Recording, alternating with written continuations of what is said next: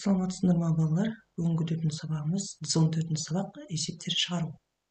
Сен барлық арифметикалық амалдарға берілген есептерді шығаруды, оларға кері есептер құрастыруды және шығаруды жалғастырасың. Бірінші есепті шығар. Көктемгі демалыста Әсем 3 сөзжұмбақ шешті және одан 3 есе артық есеп шығарды. Әсем есепке қарағанда неше сөзжұмбақ кем шешті? Яғни 3 сөзжұмбақ шешіп, одан 3 есе артық есеп шығарса, 3-ті 3-ке көбейтеміз, 9. Әсем сонда 9 есеп шығарды. Әсем есепке қарағанда неше сөзжұмбақ кем шешетін болса, біз 9-дан 3-ті аламыз, 6. Сонда Әсем есепке қарағанда 6 сөзжұмбақ кем шешті деп алсақ болады. Балалар, каналға тіркеліп лайк басуды ұмытпаймыз. Біз есебімізді ары қарай жалғастырамыз. Сұрақтарың болса комментарийға жазып кетіңдер. Екінші есеп. Балалар 9 алмұрт ағашын және одан екеуі артық өрік ағаштарының түптерін әктеді. Балалар барлығы неше ағаштың түбін әктеді? 9 алмұрт ағаш бар екен, екеуі артық. Жай ғана артық болса, бұл жерде қосамыз. Яғни 9-ға 2-ні қосамыз. Өрік ағашы 11 болды. Алмұрт ағашы 9, өрік ағашы 11 болса, жалпы неше ағаштың түбін әктеді? Өрік ағашы 11 болды. 11-ге 9-ды алмұрт ағашын қосамыз. Жауабы балалар барлығы 20 ағаштың түбін әктеді. Үшінші есепке барайық. Есептерді шығару. 8 қапшықтың әрқайсысында 3 килограммнан ұн бар. Қапшықтарды барлығы неше килограмм ұн бар? Үшінші есепте 3 есеп бар екен. Бір-біріне кері есептер. Енді барлығы неше килограмм ұн бар дегенді шығару үшін біз 3-ті 8-ге көбейтеміз. 3 8-ім 24. Жауабы қапшықтардың барлығында 24 килограмм ұн бар. Бұл үшінші есептің асы екен. Енді әсінде не дейді? Массасы 24 килограмм ұн 8 қапшыққа тең бөлініп салынды. Бір қапшыққа неше килограмм ұн салынды? Бұл жерде не істейміз балалар? 24-ті керісінше 8-ге бөлеміз, 3. Сонда бір қапшықта 3 килограмм ұн бар.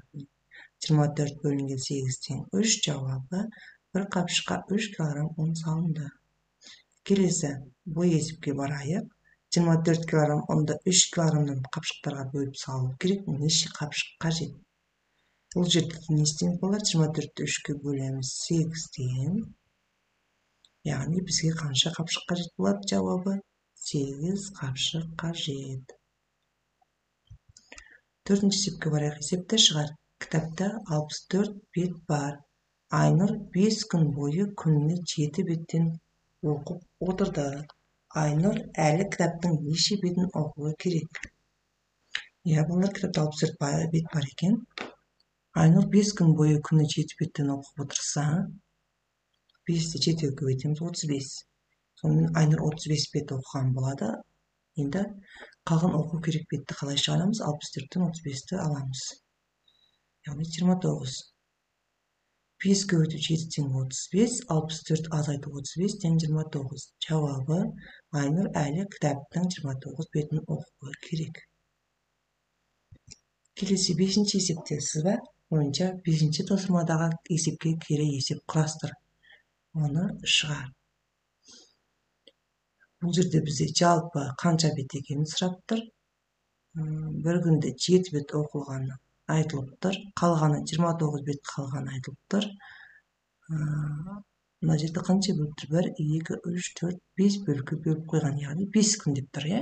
5 күн екен белгілі. Бір күнде 7 бет оқыған белгілі, шығарып көрейік. Айнұр 5 күн бойы ол күніне 7 беттен оқып отырды. Кітаптың 29 беті қалды. Кітапта неше бет бар?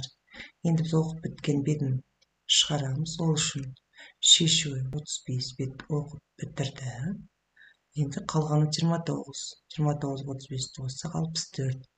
Жауабы кітапта 64 бет бар. 6-шы есеп теңдеулерді шеш. 8 бөлінген 2 тең 2. Бұл жерде белгісіз санымыз x табу үшін 8-ді 2-ге бөлеміз. X мәні 4-ге тең дейді. Тексереміз. 8-ді 4-ге бөлсек, 2-ден тең деуіміз дұрыс. Келесі x бөлінген 8 тең 1 дейді. Бұл жерде де белгісізіміз x табу үшін біз керісінше 1-ді 8-ге көбейтеміз. X-ның мәні 1-ді 8-ге көбейтсек 8, 8-ді x-ның орнына қойып теңдеуімізді тексереміз. 8-ді 8-ге бөлсек 1-ден. Келесі теңдеуіміз x қосылған 300 тең 700 азайту 100. Бұл жерде теңдеуімізді бірінші оң жағын шығарып аламыз. 700-ден 100 алсақ 600, x табу үшін 600-ден 300-ді аламыз. X-тің мәні 300-ге тең. Енді 300-ді x-тің орнына қойып теңдеуімізді тексереміз. 300-ге 300-ді қоссақ 600, 700-ден 100 алсақ 600. Теңдеуіміз дұрыс. 7-ші есепте есепте 27 бөлінген 3 қосылған 14 бөлінген 2. Әрине бұл жерде біз бірінші бөлуді орындаймыз. 27-ні 3-ке бөлсек 9-дан, 14-ді 2-ге бөлсек 7-ден, 9-ды 7-ге қосамыз 16. Келесі жақша ішінде 65 азайту 56, көбейтілген 5 қосылған 55. Бұл жерде ең бірінші жақшаның ішін орындаймыз. 65-тен 56-ны аламыз. 9. Одан кейін бір көбейту орындалады. 9-ға 5-ті көбейтеміз. Содан кейін бір қосу амалы орындалады. Қосу 55. 9-ға 5-ті көбейтсек 45, 45-ке 55-ті қоссақ 100. Келесі есебімізде 100 азайту 60 бөлу 3 көбейту 4. Бұл жерде де бірінші бөлуді орындап аламыз. 100 азайту 60-ты 3-ке бөлсек 20 көбейту 4. Енді бөлуді орындап алдық. Енді көбейтуді орындаймыз. 20-ны 4-ке көбейтеміз. 80, 100-ден 80-ді аламыз. 20. Келесі 9 көбейту 5 қосылған 36 бөлу 4. 9-ға 5-ті көбейтсек 45, 36-ны 4-ке бөлсек 9, 45-ке 9 қосамыз 54.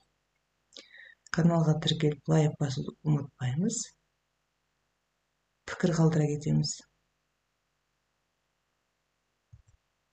8-ші есепте диаграмманы пайдаланып бос торгезге қалып қойған санды қой. Сұраққа жауап бер.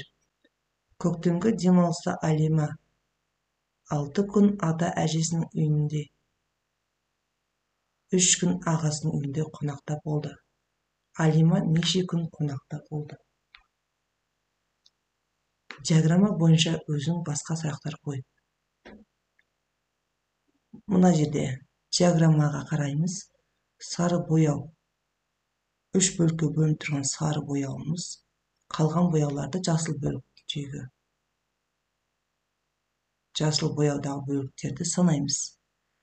Яғни 1, 2, 3, 4, 5, 6. Яғни Алима 6 күн ата әжесінің үйінде болды. Алима неше күн қонақта болды? Бізде 3 пен 6-ны қосамыз 9.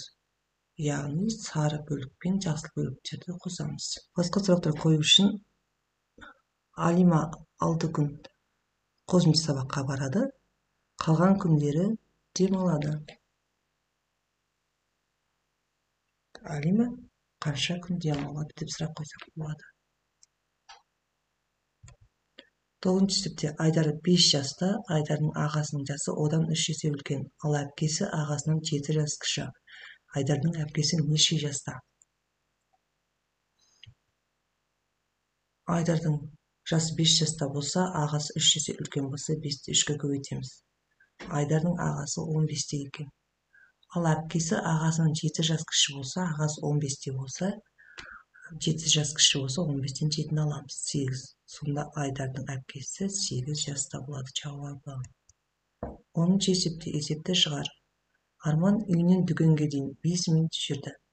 Егер ол дүкенге 2 рет барып келсе, жолына барлығы қанша уақыт жұмсайды? Арман үйінен дүкенге дейін 5 минут жүретін болса, дүкеннен үйге дейін тағы 5 минут жүреді. Сонда бір барып келгенде 10 минут болады. Егер ол 2 рет барып келсе, 10 минутты 2-ге көбейтеміз, сонда барлығы жолына 20 минут жұмсалады екен. Ол былай шығады. Шешуі 5 көбейту 2-ден 10, 10 көбейту 2 тең 20. Яғни жауабы жолына барлығы 20 min жұмсайды екен. Балалар, осымен бүгінгі сабағымыз аяқталды. Келесі сабақта кездескенше каналға тіркеліп лайк басуды ұмытпаймыз.